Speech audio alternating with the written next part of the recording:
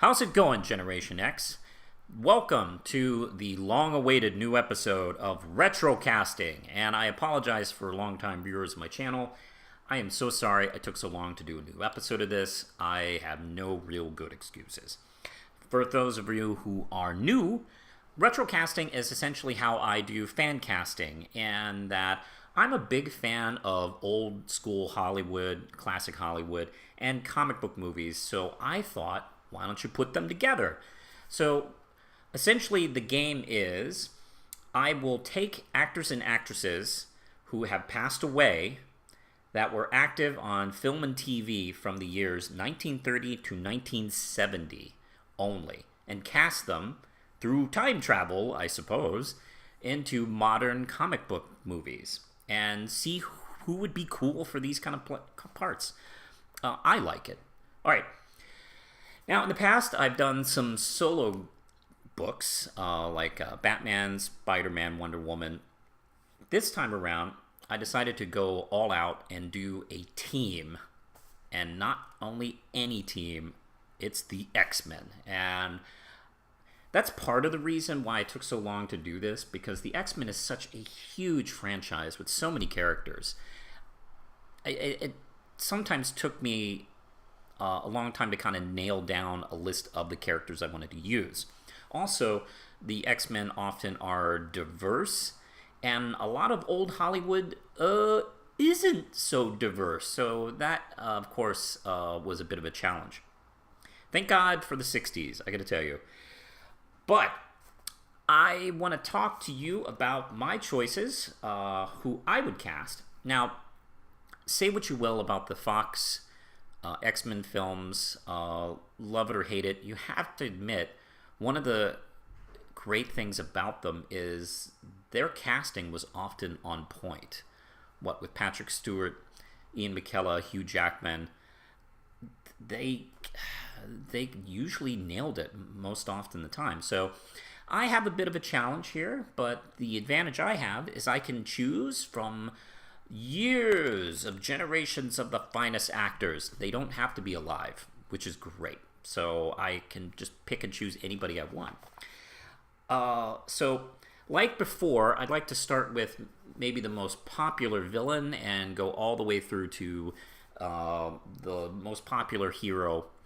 In this case, it's not Professor X or Cyclops, it's Wolverine. So we'll be going from Magneto to Wolverine and everybody in between. So let's get going. Before I start, I apologize in advance if I don't list your favorite X-Men character or classic actor or actress in here. This is my list. If you have any opinions, you can either leave them in the comments or even take the challenge and make a video yourself. I'd be interested to see it. So let's get going. And of course, I'm going to start with Magneto. And who could I get to play the very charismatic and sympathetic villain of Magneto, who has suffered so much injustice, and he is turning it on its head and putting revenge as the main, like, basically his main goal against humanity, and every once in a while falling off that. The only actor I can feel like come close to like hitting what Ian McKellen does is Sir Laurence Olivier, and he is often suggested as one of the greatest actors who ever lived. If you've seen his work in Marathon Man as the villain or his Hamlet, you can pretty much see where I'm going for in his performance and what he would do with Magneto, and I'd be very excited to see what he would do. Next is usually often his right-hand woman in film and sometimes comics, Mystique. I'm a big Mystique fan. I think she's awesome. I love shapeshifters, and she has such cool kind of like sketchy motivations, very similar to Magneto actually, where you can sympathize with her. And she doesn't mess around. You can't trust her, and you can also kind of get behind her too. she's very charismatic in that way, and she can like kind of slick into any kind of role. So I was thinking Marlene Dietrich. She often played complicated women like Mystique, who you didn't know if you could trust them or not, and it didn't matter what your allegiance was, you were still finding them attractive in all sorts of ways. It doesn't matter who you are. She could definitely kind of nail that type of role. Next is Wolverine's arch nemesis, the guy who first appeared in Iron Fist, oddly enough. Sabretooth, the villain who kind of doesn't really have too much of an allegiance, really, except for himself. He's basically Wolverine gone wrong and more savage and more brutal. But you can't help but like him sometimes. And much like the first two villains, matter of fact, a lot of these villains, they can go back and forth. But anyway, I thought about Sabretooth for quite a bit. Who could play that kind of beast-like, charismatic, dangerous kind of role? And I instantly thought of Jack Palance. Jack Palance, of course, won an Oscar for his supporting role in City Slickers, but he made a career out of playing usually dark, menacing, creepy, masculine villains who seem to enjoy what they're doing way too much. And sometimes you wonder when you watch him in interviews, like maybe there was a lot of that in him. He was probably a slight crazy person when you watch a lot of his performances. That really does come out. So yeah, he's the only person I could hear. And also, think about his voice and just speaking some Sabretooth type dialogue. I wish I could see this. All right, now let's go to a less sympathetic villain, and that's Mr. Sinister. And I don't have too much association with this character. Out of the X-Men comics I often read, he's usually not there. They usually save him for like big stories, and those are often stories I like missed. But he's evil, and I mean his name is Mr. Sinister, for God's sakes. I mean, he's not exactly trying to hide it. I try to avoid using this actor in every retro casting, but it's kind of hard because if he was alive today, he'd probably be in every other comic book movie. You would see him in a marquee and go, oh man, him again in another one of these? But, I mean, I can't help it. Vincent Price would be an awesome Mr. Sinister. He is the type of actor who could take that kind of role, no matter how silly it is, and just make it real and make it charming and creepy and have a lot of fun with it. And I would definitely be excited to see what he would do. Next is Apocalypse, and he is kind of like one of the first mutant type of characters in the Marvel Universe. He's scary. He's got all this omnipotent power, and he just has this. When he shows up, it definitely affects everything. He's almost like the X-Men's equivalent to Darkseid. So who could I choose? And I decided to go with Omar Sharif. Now, Omar Sharif was a spectacular, charismatic actor. He's probably best known for his work in Lawrence of Arabia. And you needed an actor that could, kind of capture the audience eye and make them realize, this is serious. Okay, everything's on the line here because this guy has just such a aura about him, even on film. And that's essentially what Omar Sharif did.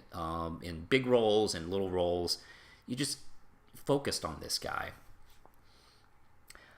Next is Emma Frost. Now, Emma Frost is another complicated type of villain, sometimes hero. Depends on who you talk to and what story.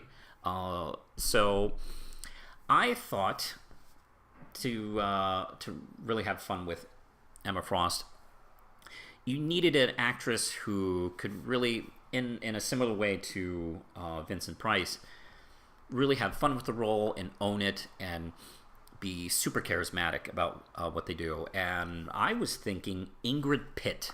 Now, Ingrid Pitt was a British actress. She did a lot of work in Hammer horror films, and she would play like sexy Victorian characters and vampires, and she still also she was more than just a sexy character. She definitely had like the sense of dangerous menace to her, even when she played like good characters. You kind of believed when she was like endangering someone, and at the same time she was just a lot of fun with whatever role she did. So I could definitely see her putting on any of those ridiculous costumes that Emma Frost would wear and come in and just own whatever scene she's in. All right, now we're getting into kind of like a gray area. Now, Deadpool and Cable were kind of menacing villains, the heroes and anti-heroes and such like that, so I thought this would be a nice like in-between space. So Deadpool was one of those characters that I actually had the most trouble with. Matter of fact, I think he was one of the last choices I was able to come up with, because he is such a modern character in any sense of the word. I would look back at some Golden Age Hollywood stuff, and I couldn't see any characters like him. Because, okay, he is a unbeatable mutant soldier with healing powers. He's arrogant and funny. He's scary. He's dangerous. He's a clown. He does it all. I mean, I would see actors and characters in old Hollywood films do some of those things, but not all of those things. So it took a minute. And don't laugh, but the choice I hit was Danny Kaye. Yes, that Danny Kaye. He was a athletic performer. He could dance, he could sing, he was humor. He had a kind of sharp edge humor for the time he was in that I think could translate to modern day. He would have no problem putting on the Deadpool costume or doing some of the jokey things that he does. He could be serious and just turn on a dime and be a jokester, like completely like fourth wall breaking, and doesn't care. He's the only actor in this era that I could think of that could do Deadpool correctly.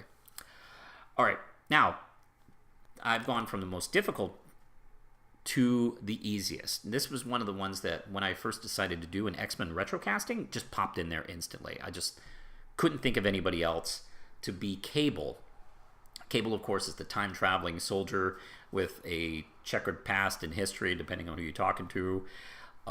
Maybe the son of Cable, maybe the son of Cyclops. I don't know. There's a lot of crazy stuff with Cable, but he's always like tough and like will get the job done. I think he's pretty good in Deadpool 2, by the way, actually. So I needed to find somebody who could play that kind of role, and Lee Marvin was the only choice for me. He is an ex-Marine turned actor. He played a lot of tough guy roles, very much like Cable. And he even has that look. He has that white, blondish crew cut in most of his films. He has this chiseled look. He kind of was Cable before Cable, really. Yeah, he was just the most obvious choice. When I first thought of him, I was like, well, I got to do X-Men, actually. The X-Men is the next episode. Now, let's go on to some of the older heroes, like Beast. Beast was also a little bit tricky, too, because I had to think of someone who could play a monstrous kind of character and an intellectual. And I thought of Hal Holbrook. Hal Holbrook, of course, like, he made a career out of playing really kind of like smart, educated, and funny type of characters who may have had like a secondary agenda. He was wonderful. I like him a lot in All the President's Men. He has a small part in that film where he plays the Deep Throat informant. And you don't really fully see him, actually. He also, of course, was very famous for playing Mark Twain, famously on stage. I think he may have done it on television a few times. And he would look really cool in the prosthetics. I think he would be every good as like Kelsey Grammer was. Next is Angel, and I don't have too much attachment to Angel, although I can sympathize with the situation of being a privileged kid who wakes up and he's a mutant and like nobody likes him and nobody trusts him anymore. I think Peter Graves would be a lot of fun. He looks like Angel. He's a big, huge dude. He has that exact blonde, good-looking, kind of like 50s look. And he was very used to playing heroes. He had this good, strong kind of voice. And I could definitely see him, putting on the wigs and like fly as this character. Okay, next is Iceman. And Iceman, I decided to go with a kind of against type for this actor.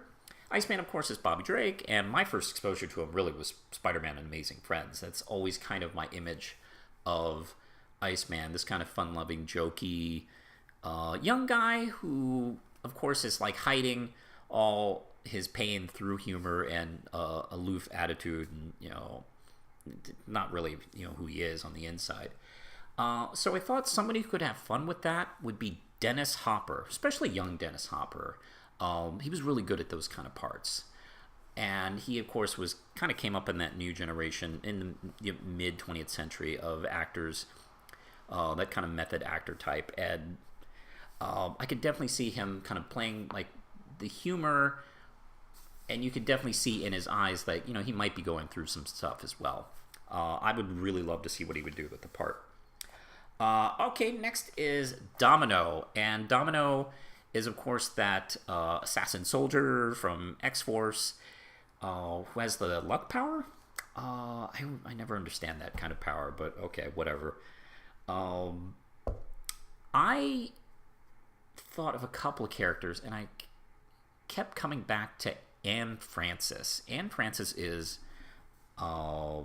she played Honey West in a short-lived TV series you should all watch. You should all seek it out and find it. She's fantastic. She played a private investigator who would do all sorts of like judo, and she would get into like sticky situations with all sorts of criminals and such.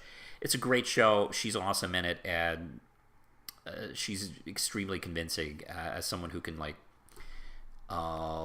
be someone who doesn't trick you into thinking like she's one type of person, and then she like turns on you and takes you out. She's really cool, so I can definitely see her as Domino. All right. Next is X-23, and X-23 is the clone of Wolverine. She's a young woman who has basically the Wolverine powers, except with a couple of tweaks that are a little bit different. She, of course, is someone who had a hard life after she escaped from the Weapon X program to find herself allied with the X-Men themselves and with her clone father, I guess you would call it. But still has that kind of attitude, but still a personality outside of like what Logan is. They made the wise move to not make her a clone in that regard. I think I would love to see Tora Satana play X-23. Tora Satana is probably best known for her role in Faster Pussycat Kill Kill. She was of mixed heritage. She grew up in Hawaii, sometimes on this in really bad neighborhoods, and she definitely never forgot that kind of drama when she became a performer, either on stage as burlesque or in film. all you have to do is just see her in Faster Kiss, Pussycat Kill Kill, or in a couple other films she's did, but that's the primarily one she's best known for. And yeah, the only thing I could think that would make her more dangerous is if she pop out a claw and go to town on someone.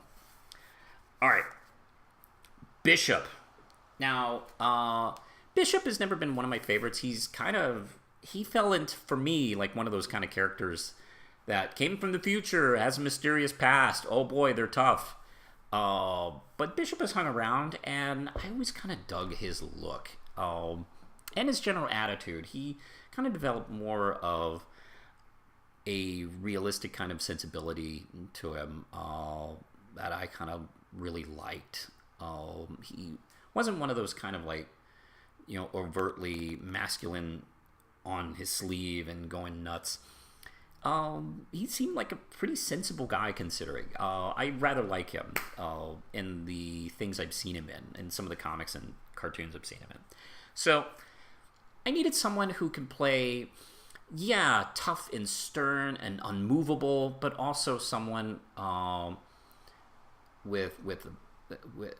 was sensitive and had a brain and you could talk to at the same time. And I thought of Bernie Casey. Bernie Casey, 70s actor. He did that kind of role. He would do tough guys and he would do like moral kind of like helpful characters. And I could just see him speaking as this character. As the second I thought of him, I just couldn't go with anybody else. All right. And we are off to Psylocke, who is another character that I've had trouble with. Now, of course, Psylocke's a popular character. She's got such weird history. Like, she was white and British, and then she was turned Asian. And she has these like kung fu powers, and, like psychic powers. And when you put her into film, like, where do you start? And I'll be honest, I would rather start and cast the character as Asian and just forget all the white turned Asian stuff. I don't particularly care for that. And actually, that's what the Fox films did, it seemed like. I would choose Anna May Wong. Now, Anna May Wong is probably one of the lesser known names on this list. But she was like an early kind of golden age actor right in the middle of, Hollywood. And she was probably quite possibly the first like Chinese, like American Hollywood movie star. She's best known for her role in Shanghai Express alongside of Marlene Dietrich. She was also in The Thief of Baghdad and Daughter of the Dragon. And she did her best to play non-stereotypical roles. And it's hard. Hollywood really, up until pretty much recently, loves to stereotype their Asian characters in certain roles. And, she did her best to, like, bring a sense of humanity to those roles. I would love to see her play Psylocke. All right, now let's jump on to Colossus. And Colossus, he's Colossus. I mean, he's the big steel guy. I decided to go because there were so many, like, back in the 40s and 50s, muscle bound wasn't really muscle bound to the way you and I think. That really kind of came out in the 80s and 90s, really. So I couldn't think of anybody better than Steve Reeves. Now, Steve Reeves was probably best known for playing Hercules in a couple of films. And he did a bunch of those kind of sword and sandals type of films. He was I believe, Mr. Universe. He was basically a proto-Schwarzenegger, really. He was a, athletic weightlifter who became a movie star. And he's kind of the classic look. Like, when you think of, like, Hercules with the beard and the sandals and the skirt and, like, the strap or something around his chest, that's him. He perfected that version of the role. He would be a cool Colossus. All right, now let's go to Gambit, who is also kind of a rather difficult character because he is, like Deadpool, a very modern type of character and his sensibilities. He is, of course, swarthy and like, he is heroic, and he's also kind of a bastard at the same time, and you still love him for it, and he's sly and sexy, and you're trying to like, not hate him, but he occasionally does things that make you hate him. So yeah, I was thinking about Burt Reynolds, and Burt Reynolds, particularly the young '60s Burt Reynolds. This is the kind of role he was really good at. He played characters like Gator, McCleskey, and like White Lightning and Gator. That's kind of when that flicked on for me. It's like, oh yeah, Burt Reynolds would be great as this kind of character. He could play like that smart Southern, trickster, who had like a ace up his sleeve that might be charged with kinetic energy. And you still kind of go for it and like fall in love with him. Yeah, I could definitely see Burt Reynolds playing that part. All right, now where are we here? Nightcrawler, who was another rather tricky one. I thought it might be interesting to hear Peter Lorre in the part, especially young Peter Lorre, the more thin, wiry one. Done up all the makeup, I could hear that voice. I don't know, he was a likable and creepy guy at the same time, and funny, and you put him in that kind of part, I think he could really excel at it. Okay, now let's go to Kitty Pryde. And Kitty Pryde, of course, is, a lot of people, call the heart of the X-Men, the young, initially doe-eyed girl who is like, kind of like a little bit scared of like the new position she's in, but she's also optimistic and really believes in the cause. And, she becomes like more and more an important character in the X-Men than anybody gave her credit for. Yeah, I like Natalie Wood as Kitty Pryde. She could play that young ingenue type, but still with the sense of urgency and toughness that I think would require to play Kitty Pryde. And I think she would be absolutely wonderful. All right, now let's go to Rogue. And Rogue was a little bit of a challenge too.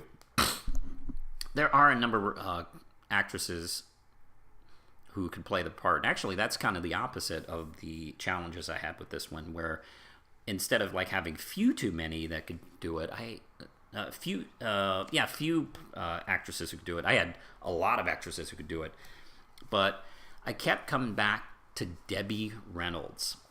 Like if you watched her in Unsinkable Molly Brown, she could play kind of like tough and southern, and that small woman who would not take any grit from anybody.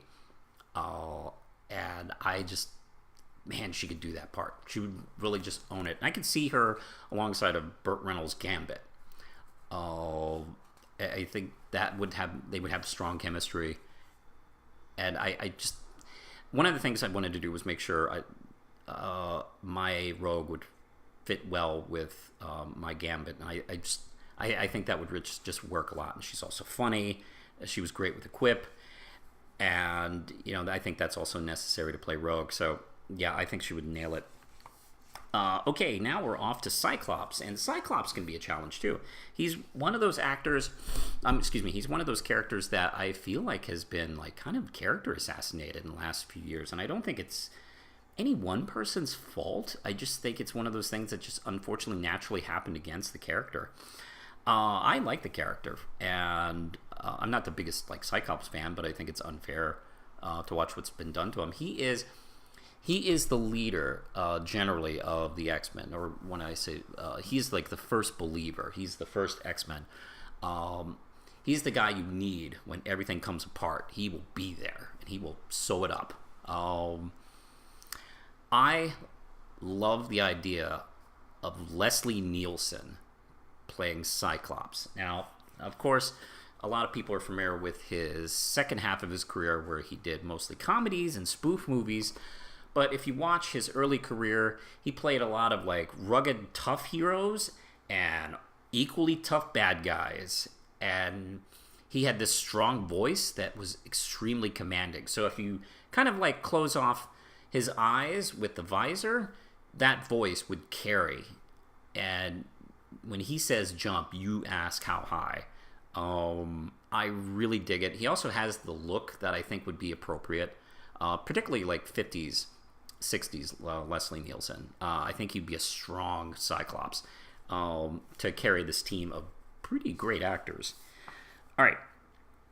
Who could be my Jean Grey? And Jean Grey was a little bit tough too. I wanted to find someone who could play a complicated hero that, you know, was strong and could be vulnerable at the same time. And I thought Barbara Stanwyck would be a cool Jean Grey. And she, I guess she's probably best known for Double Indemnity. She was in TV shows like The Big Valley, and she often played, even when it wasn't popular, very complicated women that, you know, were trying to, like, you know, figure out, you know, who they are, or had some kind of like thing going on beneath the surface, much like, you know, some of the male characters in this. Yeah, she did that a lot, and I could definitely see her really milking the drama effectively, and, you know, also at the same time being a strong leader that the X-Men would need. All right, now we go to Storm, and there is no such thing as X-Men without Storm. Either as a leader or a secondary commander, whatever. Storm is there. She is your big gun, and you always use her.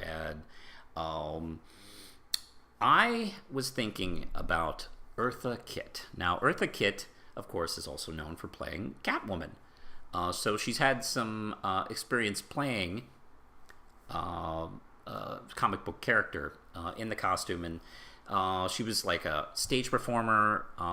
She was very used to playing like all types of you know, extreme characters, and she had a huge presence about her, despite the fact that she was like, I don't know, like 5'2". She'd probably be the shortest actor in this group, maybe, but you wouldn't know it by the way she played. She was tough as hell, and if you've ever seen her in anything she's performed in, you'll know that's true. So I could definitely see her in the costume. The eyes light up, lightning flashes, you're scared.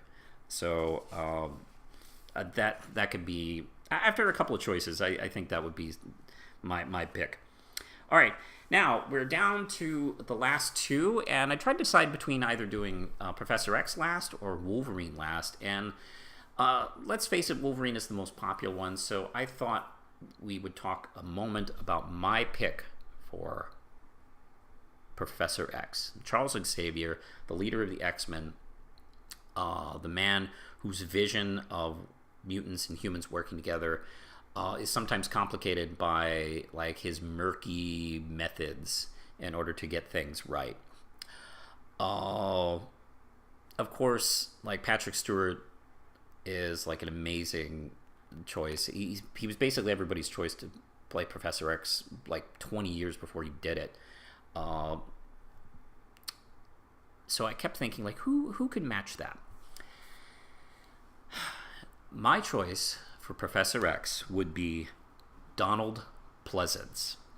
Donald Pleasence, of course, probably best known for the Halloween movies and Fantastic Voyage. He played a lot of bad guys, a lot of them, but he was also a pretty versatile actor. He could do comedy, he could do drama, he could do heroes and villains and realistic characters and over-the-top crazy characters. And I could definitely picture him in like the wheelchair and essentially just using his mind. And he was a gifted actor as far as facial expressions and what he would do with the eye. And you would be able to see whenever he was using his powers. He definitely has a charismatic quality to him where you could see the X-Men following him and joining him. And the conflicts that would go on between him and the Sir Laurence Olivier Magneto. Oh my God, can you imagine those conflicts between the two?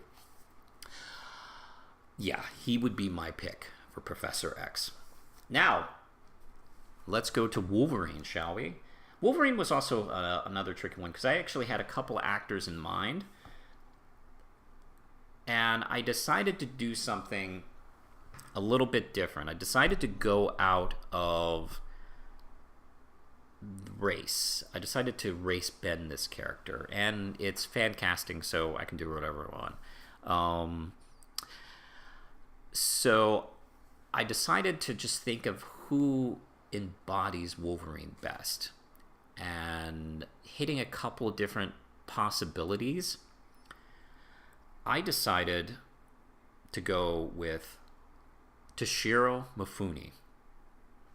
And if you've seen Seventh Samurai or Yojimbo, you definitely know where I'm going from. He, of course, popularized the wandering samurai with no past and no name. Matter of fact, the Clint Eastwood spaghetti western films are inspired directly from his samurai films and that archetype. He played that character to the T in the 50s and 60s. And he also, much like some of the other actors, he extremely charismatic. He could be charming. He could be wild and feral, and then put on a suit and look like James Bond at the same time. Fun fact: he almost played Obi-Wan Kenobi. Matter of fact, George Lucas wanted him to play the part, and his manager said, no, don't do it. Now, before we get too mad at that stupid manager, nobody thought the movie was going to be good. A lot of people in the film thought it wasn't going to be good. It was just one of those amazing flukes that just this worked really incredibly well. Which is usually the case in those kind of circumstances. So, I mean, you kind of can't get too mad, but I mean, it would have been an iconic part for him. And also, after his passing, in the prequels, they would have had to have cast a young Asian American actor to play the role. So that would have been a good role for another up-and-coming actor. But unfortunately, that didn't come to pass. He often used his experience in the military. He was in the military in Japan during World War II, which, that means he fought against the American allies. And he did not like authority. He did not particularly enjoy his superiors. He was often reprimanded for being a troublemaker and a rebel. And he eventually, for a while, was put in charge of prepping kamikaze pilots before they went off on their missions to die. And instead of telling them, die for your country, die for the emperor, he would tell them, before your plane crashes, think of your mother. He never let those experiences go. And he would talk about them. He would carry them. You could see them definitely in his performances. It definitely added weight to anything he did. And Wolverine would definitely be a role like that. Someone who is tough and masculine and can take out any opponent. But you definitely would see the troubled soul that can't really find true peace. And he would just pop out a claw and just go in berserk rage. Also, I mean, like a lot of pairings, I would love to see him and Jack Palance fight, or at least have a argument. That would be too great. So that would be my retrocast for X-Men. And I hope you enjoy this. Hope you have some ideas of your own. If you can put them in the comments, I'd be happy to hear them. Or if you even want to do your own take on this, go ahead and make a video. I'll be happy to see it. You can support me on Twitter. You can follow me on Twitter, on Facebook. Also, you can support the channel on Patreon. And I also have Red Knight coming out soon. You can follow it on Facebook as well. So, with that said, we're just about done. And be here in 2 months where we're coming back with a new episode. And next time, I'll be talking about Superman.